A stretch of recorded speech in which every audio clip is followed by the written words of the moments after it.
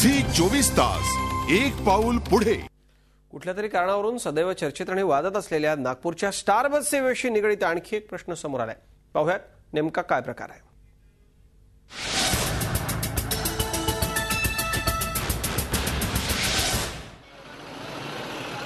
हा चहा विक्रेता आणि इथं चहा पिणाऱ्यांची गर्दी पाहिल्यानंतर त्यात वावगं काय असा प्रश्न पडेल.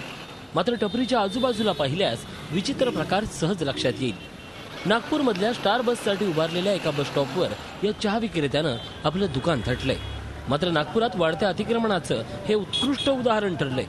बस स्टॉपच्या आतलं चहाचं दुकान असो की त्यात पार्क केलेल्या गाड्याच्या रांगा असो. म्हणजे एन्क्रोचमेंट नको. बरेच जागे बस स्टॉपच्या अगदी समोर गाड्या पार्क केलेल्या असतात.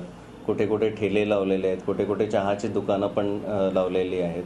तर ही अपेक्षा आहे की ते कंजेशन तिथे जे एन्क्रोचमेंट वगैरे ते दूर करायला पाहिजे.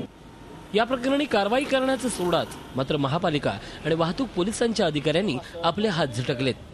अधूनमधून आपण अतिक्रमणाची कारवाई करत असतो. तिथे लोक इथे बसू नये म्हणून अधूनमधून आपण अतिक्रमणाची कारवाई करतो.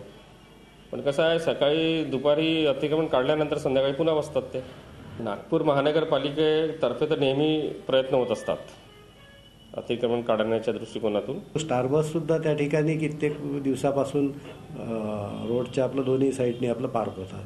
आता एक जनतेच्या उपयोगी असणारी यंत्रणा असल्यामुळे आपण त्या प्रशासनाला वारंवार आपलं विनंती करत आहोत की आपण स्टार बसेस इथनं हटवायला पाहिजे. कारण स्टार बसेसच हा इतका मोठा हे झालेला अडथळा की त्या जोपर्यंत त्यांना कुठे नीट पार्किंग किंवा त्यांचा हब होणार नाही तोपर्यंत त्या रस्त्यावरची आपली गर्दी कमी होऊ शकणार नाही.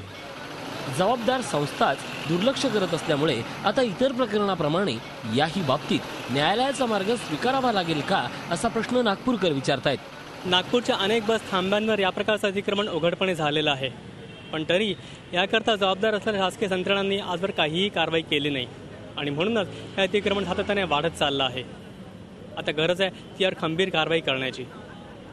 व्हिडिओ जर्नलिस्ट सपनाशील सोबत अखिलेश हळवे, झी 24 तास नागपूर. झी 24 तास एक पाऊल पुढे.